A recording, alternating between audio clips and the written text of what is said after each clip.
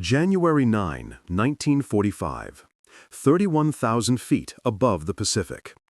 The navigator's hands trembled not from cold, but from the weight of what he was about to propose. Outside the pressurized cabin of the B-29 superfortress, the temperature had fallen to 40 degrees below zero. Inside, Major Robert Goldsworthy spread a celestial navigation chart across his makeshift table, its surface covered in calculations that would have seemed like madness to any traditional bombardier. The stars themselves, he believed, could become a weapon. In the darkness of that cockpit, illuminated only by the faint glow of instrument panels, an idea took shape that would rewrite the rules of strategic bombing, not through greater firepower, but through invisibility itself. The winter of 1945 found the United States Army Air Forces locked in a campaign of frustration. For months, B-29 bombers of the 21st Bomber Command had been launching daylight precision raids against Japan's industrial heartland from bases in the Mariana Islands, Saipan, Tinian, and Guam. These missions, flown at altitudes between 25,000 and 30,000 feet, had achieved mixed results at devastating cost. The jet stream over Japan, a meteorological phenomenon barely understood by American planners, routinely reached speeds of 200 miles per hour at bombing altitude. Bombardiers found their calculations rendered meaningless as aircraft were buffeted by winds that could change direction and intensity within seconds. Bombs that should have destroyed aircraft factories instead fell into rice paddies miles from their targets. The vaunted Norden bombsight, accurate to within 75 feet under ideal conditions, became nearly useless when the bomber itself was being thrown across the sky like a leaf in a hurricane. But the wind was only part of the problem. Japan's home island defenses had evolved into a layered system of remarkable sophistication. Coastal radar stations provided early warning when American formations left the Marianas, giving Japanese commanders nearly 3 hours to prepare. Fighter squadrons scrambled from airfields across Honshu and Kyushu. By the time B-29s reached their targets, they faced not only the jet stream, but formations of Ki-61 Tonys and Ki-84 Franks, along with anti-aircraft batteries that had been repositioned specifically to engage high-altitude raiders. The 73rd Bombardment Wing alone had lost 37 aircraft in December 1944, with another 112 damaged severely enough to require extended repairs. Each B-29 represented an investment of $639,000, more than 4 times the cost of a B-17 Flying Fortress. Each crew comprised 11 men trained at enormous expense over 18 months. The arithmetic of attrition was becoming unsustainable. General Curtis LeMay had assumed command of 21st Bomber Command on January 20, 1945, bringing with him a reputation for tactical innovation forged over the skies of Europe. He inherited an organization struggling with questions that had no easy answers. The B-29 had been designed as a precision daylight bomber, the culmination of American industrial might and technological confidence. Its pressurized cabin, remote-controlled gun turrets, and advanced radar systems represented the most sophisticated aerial weapons platform ever created. Yet by early 1945, these magnificent machines were achieving bombing accuracies of less than 5% against primary targets. Something had to change. But the doctrine of daylight precision bombing had become almost religious in its hold over American strategic thinking. It was in this atmosphere of tactical crisis that Major Goldsworthy's proposal reached the attention of operational planners. He was a navigator with the 497th Bombardment Group, a man whose background differed markedly from the typical Army Air Forces officer. Before the war, he had studied celestial navigation at the civilian level, fascinated by the ancient art of finding one's way by the stars. In the military, this had made him an exceptional navigator for long-range missions, but it had also given him an unconventional perspective. He understood that while radar and radio navigation had become standard, they also made aircraft predictable. Japanese defenders knew that American bombers relied on specific radar frequencies and followed established approach corridors. They positioned their defenses accordingly. But celestial navigation, Goldsworthy realized, left no electronic signature. It could not be jammed, could not be tracked, and did not require any transmission that might alert enemy defenses. The audacity of his proposal lay in its implications. Goldsworthy suggested that a small formation of B-29s could approach Japan at night, flying above the cloud layer at extreme altitude, navigating solely by stars. They would maintain radio silence until the moment of bomb release. No Pathfinder aircraft, no radar mapping, no electronic signals of any kind until it was too late for Japanese defenses to react effectively. The formation would arrive over Tokyo without warning, drop their ordnance, and disappear back into the darkness before interceptors could climb to engagement altitude. It was a return to navigation techniques that predated radio itself, applied to the most modern bomber in the world. The initial response from staff officers ranged from skepticism to outright dismissal. Night missions over Japan had been attempted before, but always with radar guidance and electronic navigation aids. The idea of flying 1,500 miles of open ocean, then navigating over blacked-out enemy territory using only a sextant and star charts, seemed to belong to the age of clipper ships rather than strategic bombing. The risk of formations becoming separated and lost was considered prohibitively high. Yet Goldsworthy had prepared his case with mathematical precision.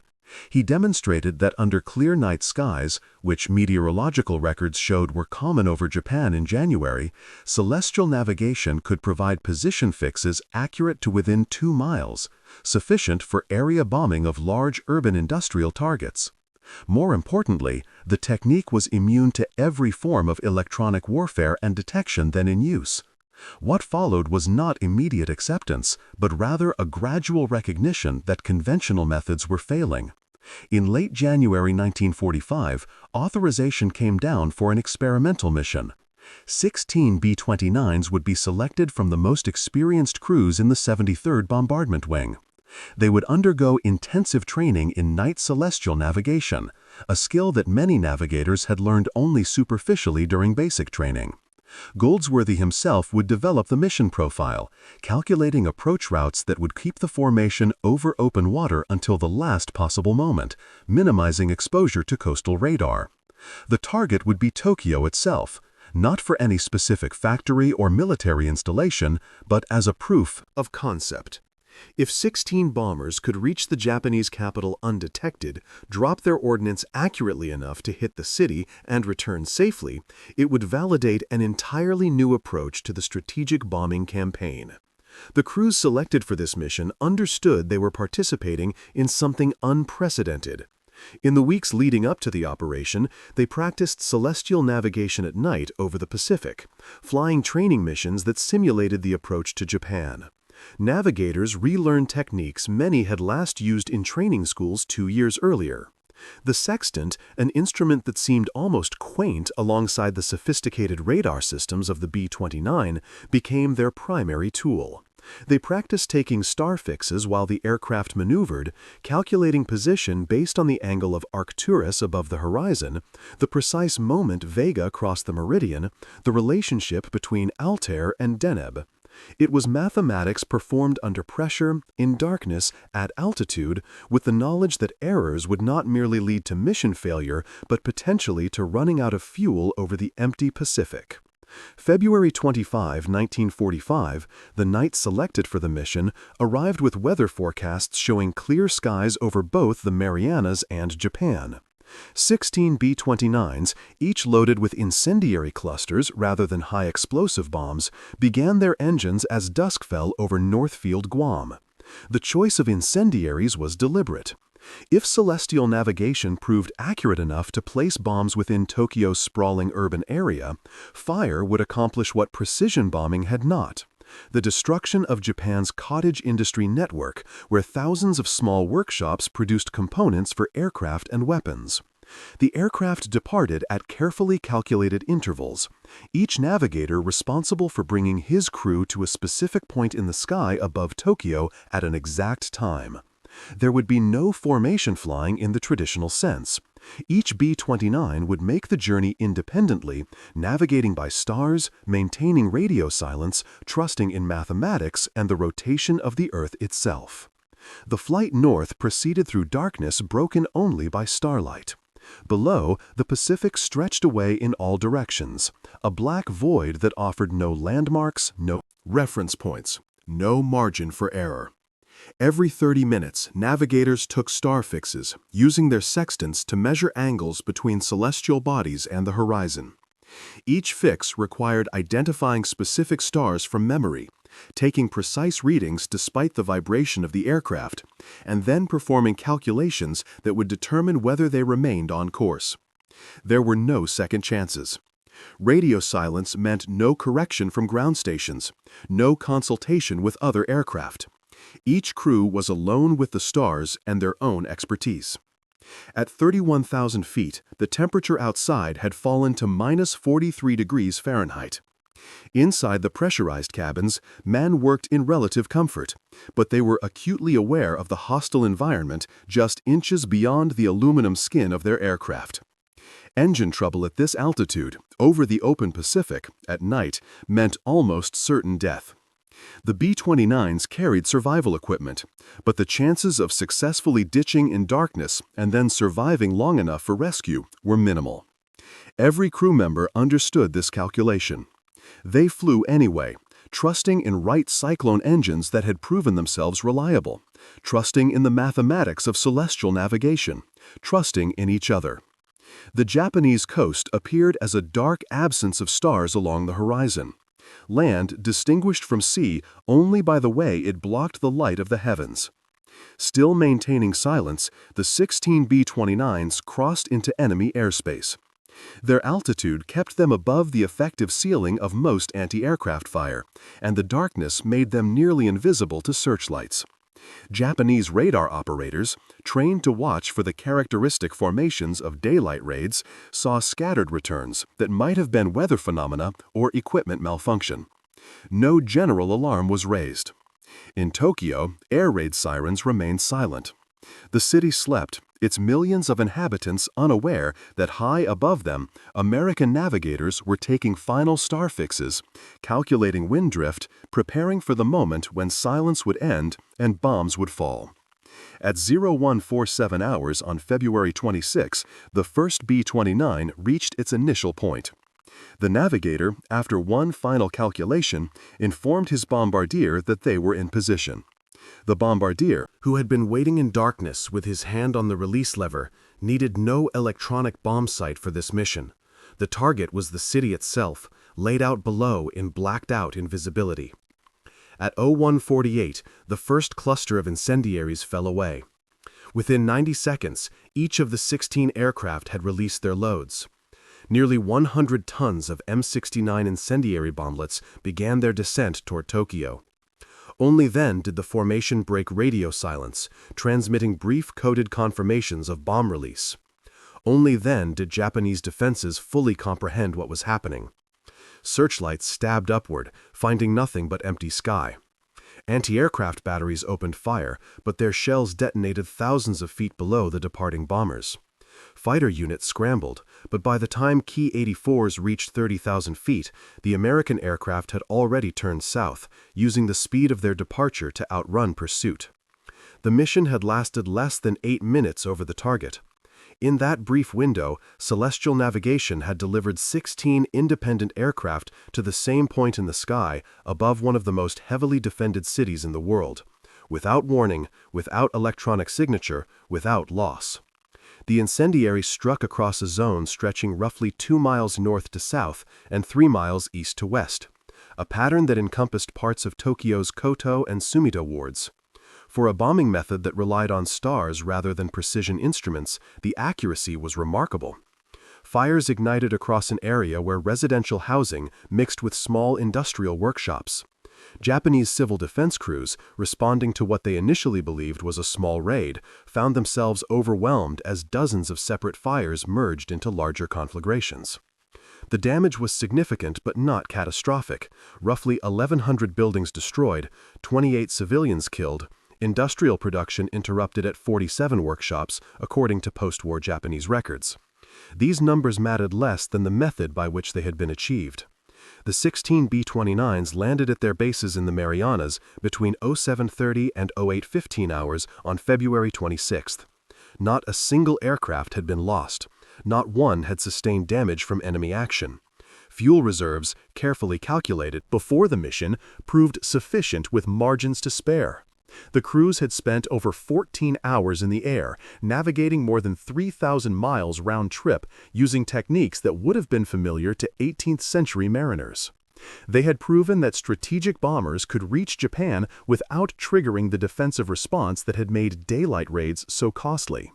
More fundamentally, they had demonstrated that American forces could strike Japan in ways that Japanese defenses were not prepared to counter. General LeMay absorbed the implications of this success with the calculating mind of a strategist who understood that wars were won through cumulative advantage rather than single dramatic victories. The Celestial Navigation mission had revealed vulnerabilities in Japan's defensive system that could be exploited not just once, but systematically. If 16 bombers could reach Tokyo undetected at night, then larger formations could do the same. If incendiaries delivered without precision could still cause significant damage to a city where industry was dispersed among residential areas, then area bombing at night might achieve strategic effects that daylight precision bombing could not. The mission had been conceived as an experiment in navigation. It became instead the template for a new campaign. In the days following February 26, LeMay convened his senior commanders to reconsider the entire strategic approach to bombing Japan. The discussion focused not on whether to adopt night area bombing, but on how rapidly it could be implemented and scaled. The celestial navigation technique, while proven effective, required expertise not all navigators possessed. Yet the mission had also demonstrated that B-29s could operate effectively at night without celestial navigation. Radar systems like the AN/APQ-13 could provide sufficient accuracy for area bombing once aircraft were over the target. The critical insight was that night operations themselves, whether using stars or radar for navigation, negated Japan's carefully prepared defenses. Interceptors were less effective in darkness. Anti-aircraft fire became largely ineffective without searchlights to illuminate targets. Even the jet stream, while still present, mattered less when the goal was hitting a city rather than a specific factory. What emerged from these discussions was a campaign plan that would prioritize night incendiary raids against Japanese urban areas. The celestial navigation technique would be reserved for missions where complete surprise was essential, but the broader principle that darkness itself was a weapon would govern operations going forward. This represented a fundamental philosophical shift. American strategic bombing doctrine, developed over years and refined through the experience of the European theater, had elevated precision targeting to the status of military virtue. The assumption had been that modern technology, the Norden bombsight, sophisticated navigation systems, heavily armed and armored bombers, would allow American forces to strike specific military targets while minimizing civilian casualties. This assumption had proven incompatible with the realities of bombing Japan. The jet stream defeated precision. Japanese defenses made daylight operations unsustainably costly. The dispersion of Japan's industrial production among civilian areas blurred the distinction between military and civilian targets. LeMay understood that the decision to embrace area bombing at night would be controversial. It represented an acceptance that thousands of Japanese civilians would die in attacks that made no pretense of targeting only military infrastructure. Yet he also understood the alternative. Daylight precision bombing was failing. Casualties among American aircrews were mounting. The planned invasion of Japan, scheduled for late 1945, would cost hundreds of thousands of American lives and potentially millions of Japanese lives if the war continued into 1946. Area bombing offered a path to Japan's surrender that might make invasion unnecessary. It was a calculation as brutal as any in the history of warfare, choosing one form of mass death over another, larger one.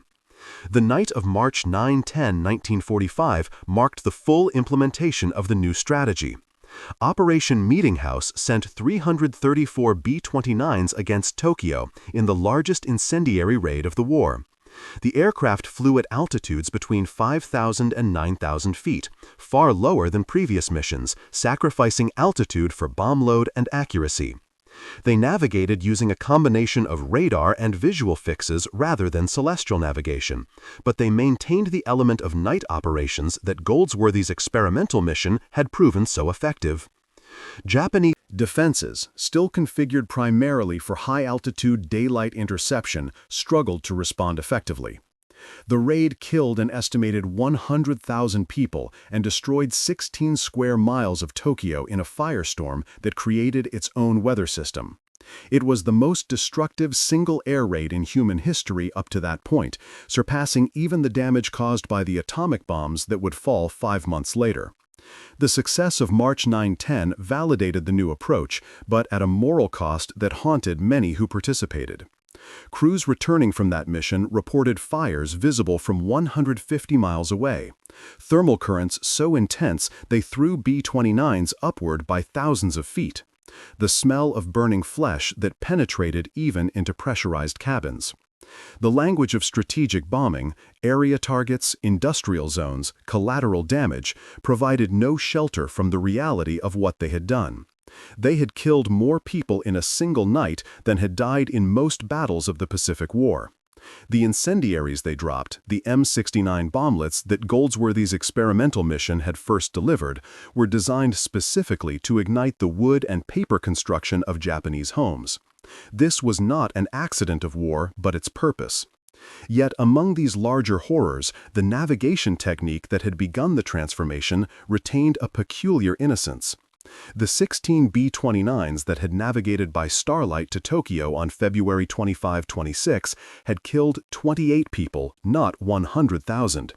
Their mission had been proof of concept, not deliberate massacre. The navigators who had used sextants and star charts to find their way across 1,500 miles of ocean had been solving a technical problem, not implementing a policy of urban destruction. There is tragedy in this distinction, for it reveals how innovations born from intellectual elegance can enable consequences their creators never imagined. Goldsworthy had wanted to solve the problem of detection. He had wanted to prove that the oldest form of navigation could serve the newest form of warfare. He succeeded beyond any reasonable expectation, and in succeeding, he helped create the conditions for Operation Meeting House and the 66 subsequent incendiary raids that followed through the summer of 1945. The celestial navigation technique itself continued to be used throughout the remaining months of the war, though not with the frequency that its novelty might have suggested. By April 1945, approximately 120 B-29 navigators had been trained in advanced nighttime celestial navigation, and missions using the technique accounted for roughly 43 individual bomber sorties through the end of the war. These missions were reserved for specific tactical situations where complete electronic silence was essential. Raids designed to catch Japanese defenses by surprise when they had adapted to radar-guided night attacks, or missions against targets where preliminary reconnaissance needed to be avoided. The technique remained effective because it remained rare, a tool used selectively rather than routinely. What changed more broadly was the understanding of what technology meant in the context of strategic bombing. The B-29 had been designed as a triumph of modern engineering, an aircraft that could fly higher, faster, and farther than any bomber before it, equipped with electronics that promised unprecedented accuracy. The celestial navigation mission revealed that sometimes the most sophisticated response was to abandon sophistication itself. Navigation by stars was a Bronze Age technology. Applied to strategic bombing in 1945, it became revolutionary precisely because it was ancient. This paradox, that progress sometimes required regression, that advantage could be found in simplicity, was not one that American military doctrine had anticipated. The culture of the Army Air Forces celebrated technological advancement. It invested billions in radar, in bomb sights, in pressurization and remote turrets, and all the systems that made the B-29 a marvel of its age. Yet when those systems proved vulnerable to Japanese countermeasures, when the jet stream made the Norden bomb sight useless, When radar signals provided warning to enemy defenses, the solution came from looking backward rather than forward. This lesson extended beyond navigation to bombing strategy itself. The shift to area incendiary attacks represented a similar retreat from technological sophistication. Instead of attempting to hit specific factories with high-explosive bombs delivered from extreme altitude, the new approach accepted lower accuracy in exchange for greater certainty of effect. Incendiaries did not need to hit a specific building to be effective. Fire spread. It consumed blocks, then neighborhoods, then entire districts. The technology was simpler, essentially jellied gasoline in metal containers. But the results were more devastating than the most advanced high-explosive bombs could achieve. Again, the retreat from sophistication produced strategic advantage. Japanese defenders struggled to counter tactics they had not anticipated. The Imperial Japanese Army and Navy had invested heavily in high-altitude interceptors and radar-guided anti-aircraft systems designed to engage the precision daylight raids of 1944. When American tactics shifted to low-altitude night attacks, these systems became partially obsolete. Fighter units trained for daylight interception found night combat far more difficult. Radar operators trained to track large formations struggled to manage individual raiders scattered across time and space. The Japanese military establishment, like its American counterpart, had built its defensive doctrine around assumptions about how modern warfare would be conducted. When American forces violated those assumptions by navigating with stars, by bombing at night, by prioritizing fire over explosive force, the carefully constructed defensive system revealed fundamental vulnerabilities. But adaptation occurred on both sides. By May 1945, Japanese defenses had begun to adjust to night operations.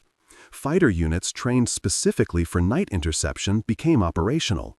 Searchlight networks were reorganized to provide better coverage at lower altitudes.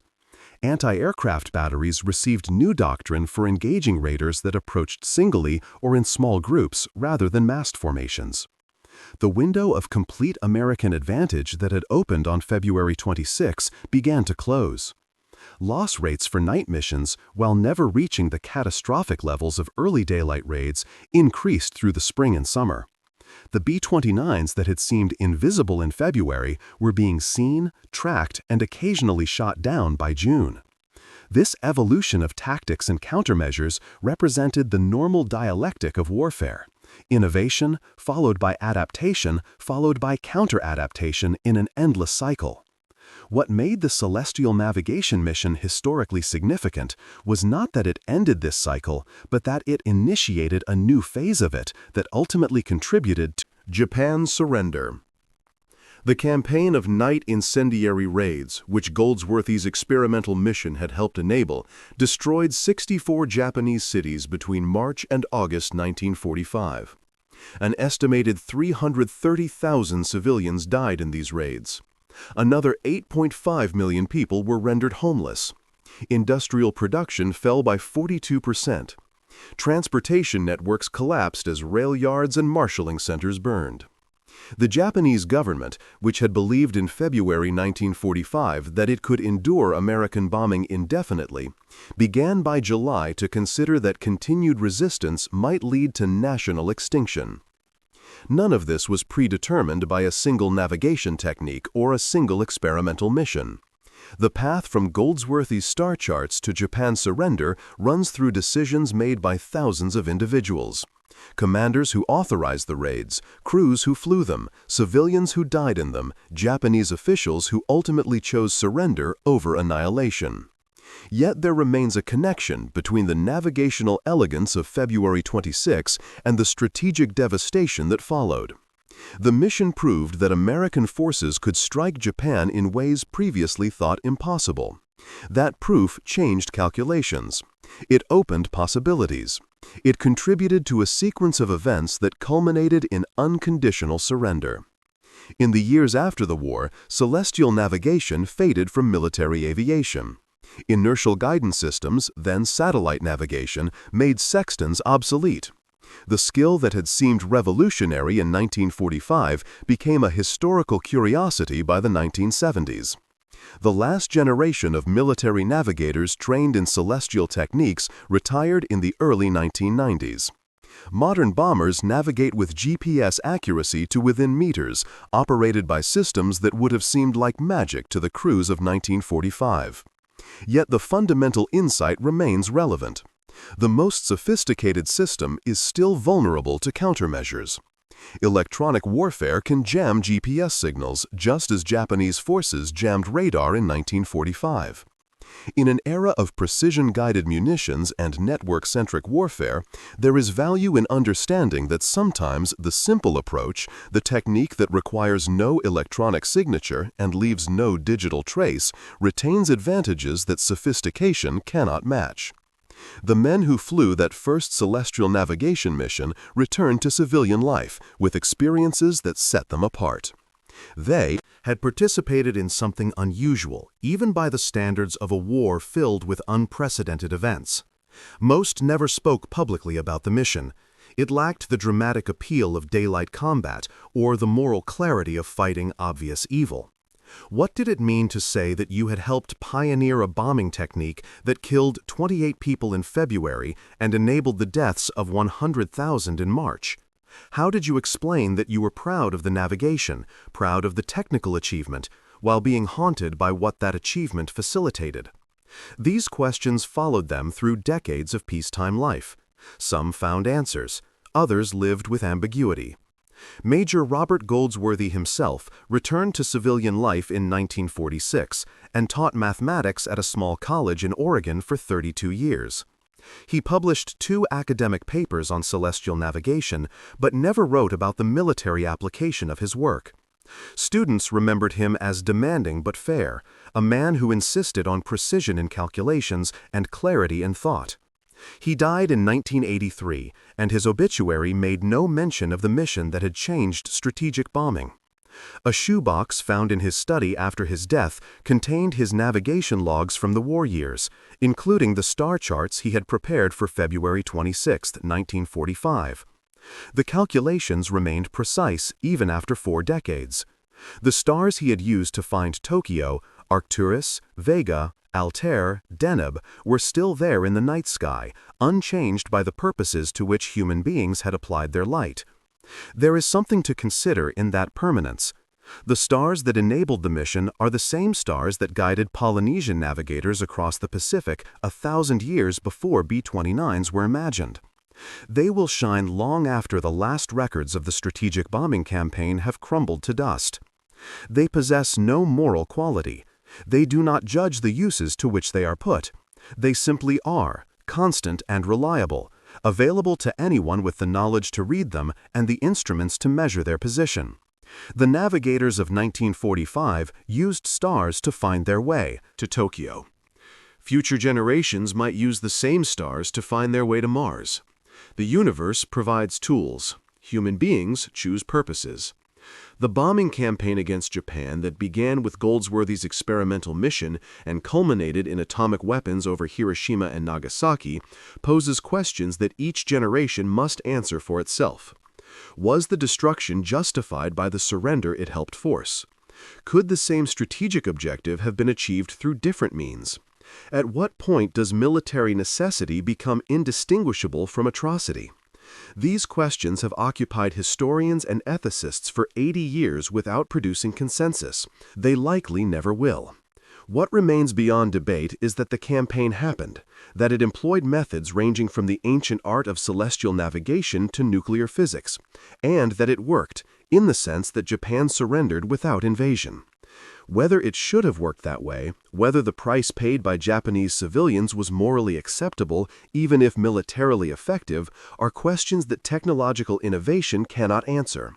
The night sky over the Pacific carries no memory of the bombers that crossed beneath it in 1945. The ocean remembers nothing of the calculations performed above its surface. Tokyo rebuilt, and the districts that burned in March are now home to millions who have no direct memory of the firestorm. The physical evidence of the celestial navigation mission has largely disappeared. The aircraft scrapped, the charts archived, the men who flew the mission deceased. What persists is the knowledge itself, the understanding that warfare adapts, that advantage is temporary, that sophistication contains its own vulnerabilities. These lessons, purchased at terrible cost, remain relevant as long as nations possess the means to make war on each other. In the end, perhaps what the celestial navigation mission illuminates most clearly is the dual nature of human ingenuity. The same capacity for problem-solving that allowed navigators to find their way across trackless ocean enabled the destruction of cities. The intellectual elegance of celestial mathematics served purposes that were anything but elegant. This is not unique to that mission or that war. It is the condition of technology itself. Every tool serves the intentions of its user. The question is never whether we can navigate by stars to anywhere we choose, but whether we should make the journey at all, and what we plan to do when we arrive. The navigators of 1945 solved their problem brilliantly. They found their way through darkness to an enemy capital, delivered their ordnance, and returned safely. The mathematics was perfect. The mission succeeded. Whether success itself was the right objective remains a question suspended between the stars they used and the Earth they targeted, unresolved and perhaps unresolvable. A legacy as permanent and as troubling as the light that reaches us from distant suns.